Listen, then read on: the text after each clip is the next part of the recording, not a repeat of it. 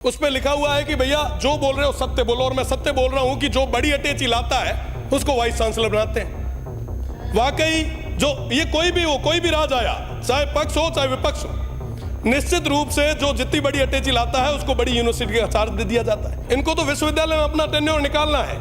कुलपति का टेन्योर 3 साल का होता है, वो बड़ी अटैची दे के आते हैं। उनको तो ये लगता है कि साहब 3 साल में कैसे वापस इकट्ठा करें और जाएं। अगर हमारे युवाओं और हमारी इस शिक्षा नीति को पूरी तरीके से खत्म किया जा रहा है तो इसका गुनहगार कौन? गुनहगार हम लोग यहाँ पे बैठे हुए 200 के 200। हमारी इस शिक्षा की जो नीति है, ये जो संस्थाएं हैं, इनको बचाएगा कौन? बचाने के लिए लोगों ने हमें भेजा यहाँ पे, और माननीय मंत्री जी बिना तो हाथा जोड़ी करे थोरो है कि साहब आप इस ओर देखें, वरना वाकई ये सिस्टम लैप्स हो जाएगा। अभी चर्चा चल रही थी वाइस चांसलर और रजिस्ट्रार की।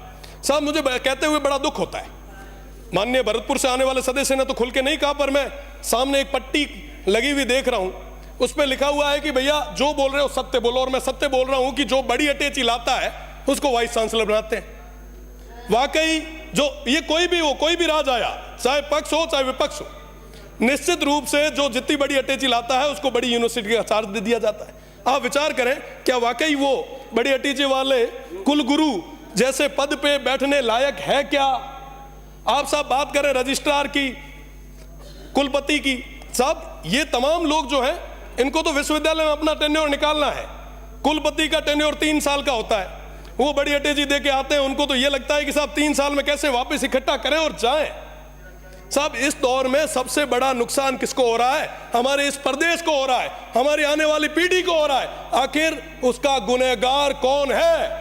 अगर हमारे युवाओं और हमारी इस शिक्षा नीति को पूरी तरीके से खत्म किया जा रहा है तो इसका गुनहगार कौन? गुनहगार हम लोग यहाँ पे बैठे हुए 200 के 200।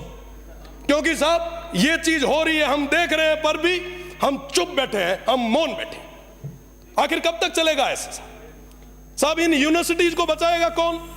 हमारी इस शिक्षा की जो नीति है, ये जो संस्थाएं हैं, इनको बचाएगा कौन?